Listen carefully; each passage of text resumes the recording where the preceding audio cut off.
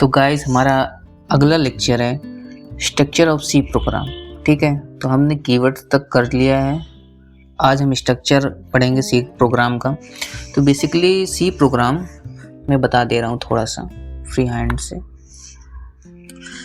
कि अगर हम कोई भी हमारी आईडीई होती है, आईडीई या मतलब जहाँ पे भी हम लिखते हैं, जैसे कि वीएस स्टूडियो कोड हो गया है ना, और नोटपैड हो गया, आपके पास जो भी चीज़ें हैं वहाँ पे तो आप कुछ ना कुछ सी प्रोग्राम में पहले तो लिखोगे ना कुछ, मतलब नहीं कि सी प्रोग्राम तो लिखोगे ना, है ना। तो लगभग C program line by line आप लिखते जाओगे, है ना। तो इसमें से जो हम स्ट्रक्चर पढ़ रहे हैं तो कौन सी चीज़ें कहाँ आती हैं, है ना, कौन सी चीज़ें कहाँ आती हैं वो हम पढ़ेंगे।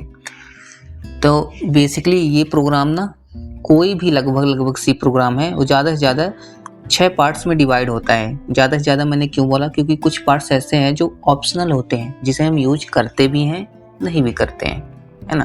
थ्योरेटिकली मैं बता रहा हूँ ये सारी चीज़ें, बाकी ग्राउंड लेवल पे तो टेक्स्ट ही तो लिखा रहता है ना। तो पहले हम क्या लिखते हैं, उसके बाद क्या लिखते हैं, उसके बाद क्या लिखते हैं, यही चीज़ें हैं।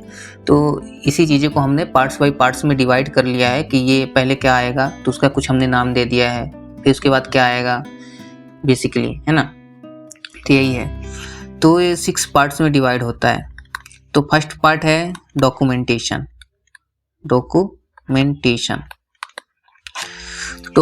हम क्यों लिखते हैं कि सपोज दैट आपने ये सी प्रोग्राम लिखा है ना, आपने तो लिख दिया, अब किसी और ने आया, आप लिख के चले गए, कोई और आया, आपका सी प्रोग्राम देखा, उसे समझ नहीं आ रहा कि कौन सी चीज़ें कहाँ हैं, है ना, कौन सी चीज़ें कहाँ हैं। तो एक तरह से ये गाइड करता है, क्या करता है, डॉक्यूमेंटेशन के लिए गाइड करता है। मतलब डॉक्यूमेंटेशन के लिए नहीं, ऐसा बोलो कि ये गाइड करता है कि कौन सी चीज़ें कहाँ हैं। जैसे आप स्टार्टिंग में आए, जैसे आप कहीं जाते हैं ना, कहीं भी जाते हैं तो रोड पे कभी कभी आपको एक मिल जाता है छोटा सा पत्थर जिसमें लिखा रहता है कि ये जो भी प्लेस है वो इतनी किलोमीटर दूर है, या फिर जैसा भी है ना। तो ये चीज़ें लिखी रहती है, तो आप उससे समझ पाते हैं कि हाँ हमें और कितना दूर जाना पड़ेगा। बिल्कुल ही ऐसे कि आप जब ये डॉक्यूमेंटेशन के पार्ट में आप क्या करते हैं, केवल कमेंट लाइन लगा करके कुछ ऐसी चीज़ें लिखते हैं जिससे यूज़र को गाइडेंस मिलती है। कमेंट लाइन क्या है मैं आगे पढ़ाऊंगा, पर इतना समझो मोटे तौर पर, अगर मेरी इतनी लंबी चौड़ी भाषण नहीं समझ आया तो इतने छोटी सी चीज़ है कि डॉक्यूमेंटेशन में हम कुछ अपने स्पेसिफिकेशन के लिए लिखते हैं, जैसे कि ये प्रोग्राम किस चीज़ का है ना, और ये प्रोग्राम क्या करता है, किस डेट पे बना हुआ है, ये चीज़ें लिखते हैं ताकि हमें तो पता रहे, क्योंकि हम तो बहुत सारे प्रोग्राम बनाएंगे उसके बाद फिर भूल जाएंगे। तो ताकि हम खोलें ताकि हम अपना खोलें ये सारी चीज़ें, तो हमें पता चल जाए कि हाँ ये सी प्रोग्राम जो हमने बनाया है किस पर्पस के लिए है। ठीक है। सेकेंड पार्ट आएगा हमारा प्री प्रोसेसर सेक्शन। ये मैं बहुत अच्छे से नहीं लिख रहा हूँ, इसके लिए मैंने नोट्स बना के आया हूँ। ये सारी चीज़ें ढंग से समझाऊंगा नोट्स में भी, यहाँ पे फ्री हैंड से आपको समझा रहा हूँ। प्री प्रोसेसर सेक्शन में क्या होता है, हमारे पास बहुत सारी चीज़ें हैं जो पहले से ही लाइब्रेरी में रखी हुई हैं। जैसी होती है ना कि रेडीमेड चीज़ें, मैंने आपको बताया होगा पहले भी कि कुछ फंक्शंस हैं, फंक्शन क्या करता है, कुछ ना कुछ काम करता है। अभी आपको फंक्शन ज़्यादा अच्छे से समझ नहीं आया होगा, तो मैं आगे के लेक्चर जो आएंगे उसमें से एक टॉपिक ही होगा फंक्शन, उसमें आपको डिटेल में पढ़ाऊंगा। तो फंक्शन क्या है, एक जगह रखे रहते हैं, उसको अपने प्रोग्राम में इंक्लूड करने के लिए कुछ टेक्स्ट लिखते हैं, उससे ही हम क्या बोलते हैं, प्री प्रोसेसर सेक्शन। मतलब प्री प्रोसेसर बोलते हैं, जिस जगह पे लिखते हैं, जहाँ पे लिखते हैं उसे वो सेक्शन होता है प्री प्रोसेसर सेक्शन। आपको समझ आएगा, अभी मैं एग्जांपल के थ्रू समझाऊंगा। तो तीसरा चीज़ है डिफाइन। यहाँ पे हम क्या करते हैं, बहुत सारी मतलब मैक्रो होता है। मैक्रो भी आपको पता नहीं होगा, पर एक्चुअली मैं आपको थोड़ा सा बता दूंगा कि मैक्रो में क्या करते हैं कि कोई चीज़ डिफाइन कर देते हैं। मान लेते हैं हम कहीं पे x, कहीं पे y या z लिख रहे हैं, तो हम चाहते हैं कि x की जगह पे अपने आप 10 आ जाए, हमें कुछ करना ना पड़े। y की जगह पे अपने आप कुछ कोई डिजिट आ जाए या और कुछ अलग चीज़ आए, तो उसके लिए हम कुछ एक स्पेशल काम करते हैं। ठीक है, एक स्पेशल काम करते हैं। स्पेशल काम में क्या होता है कि हम हैश कर करके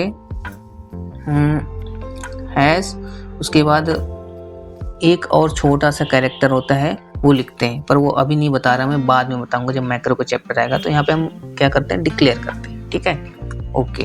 फिर आता है 4th पॉइंट अपना ग्लोबल वेरिएबल। ग्लोबल वेरिएबल में क्या होता है, हम वेरिएबल बनाते हैं यहाँ पे ग्लोबली। इसका मतलब ये है कि हम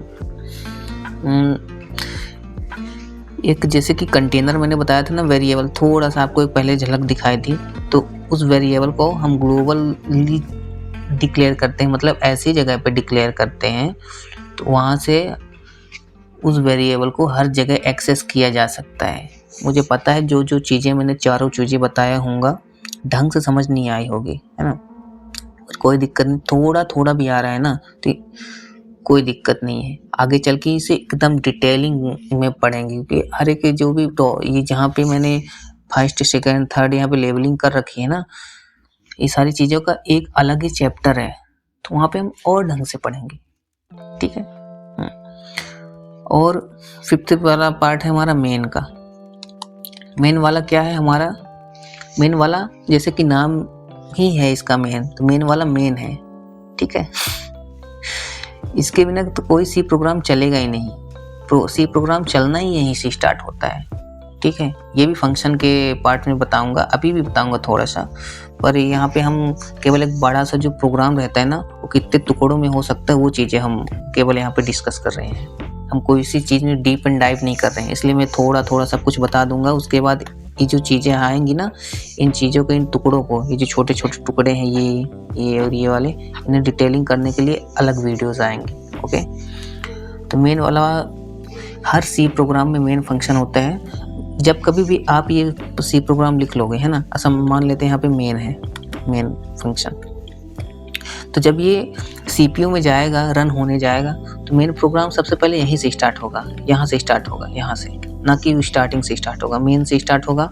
ठीक है, उसके बाद ये जाके देखेगा जो भी इंस्ट्रक्शन रहेंगे, अगर ये कहीं बाहर जाना पड़ रहा है तो फिर तब यहाँ से जा करके देखेगा। एक तरह से बोले मेन हेड है, और जो छोटी छोटी चीज़ें हैं ब्रांचेस हैं, तो पहले हेड के पास जाएगा, हेड जो बोलेगा तब जाना पड़ेगा उसे ब्रांच के पास अपने।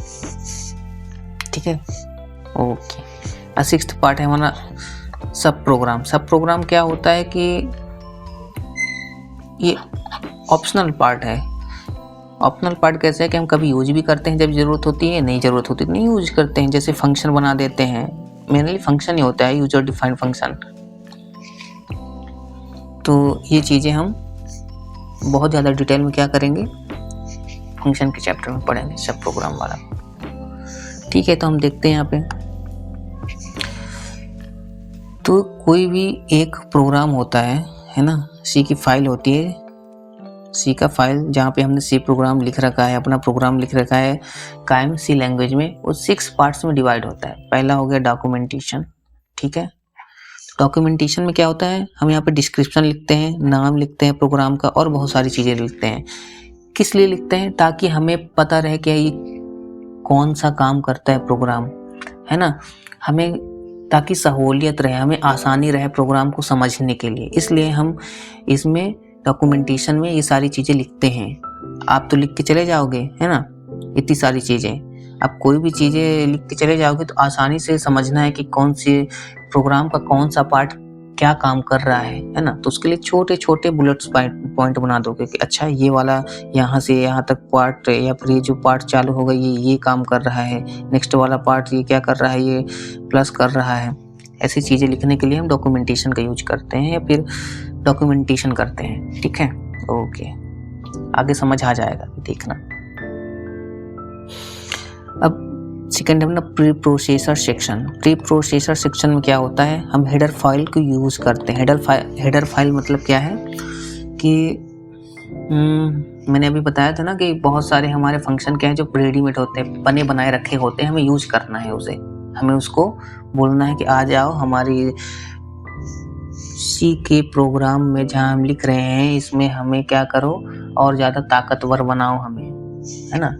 और ज़्यादा पावरफुल बनाओ। हमें काम करने में अपने जो सी का फाइल है उसे और ज़्यादा मतलब अच्छे से काम करने में हेल्प करो। तो पहले से बने बनाए रेडीमेड फंक्शन है, हम ज़्यादा क्या करेंगे, पागलपन नहीं करेंगे, अपने से खुद से नहीं बनाएंगे, है ना? बोलेंगे उसी के बुलाएंगे और रख लेंगे यूज के लिए। तो कहाँ रहती है, हेडर फाइल में। Okay okay. Define next part है अपना डिफाइन।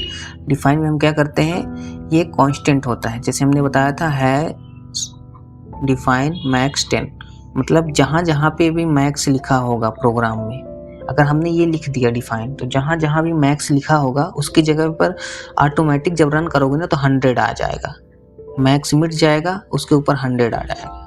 ठीक है, ऐसा समझो आप। ये भी ऑप्शनल होता है, जब हमें ज़रूरत होगी तो हम क्या करेंगे, यूज करेंगे, नहीं तो नहीं करेंगे। नेक्स्ट पार्ट है अपना ग्लोबल। ग्लोबल में क्या होता है कि हम कोई भी वेरिएबल को यूज करते हैं, मतलब यूज बोल रहा हूँ, डिक्लेयर करते हैं या फिर कोई फंक्शन को डिक्लेयर करते हैं। ठीक है, फंक्शन तो आमतौर पर ग्लोबल ही डिक्लेयर होता है, पर जहाँ तक बात इसका है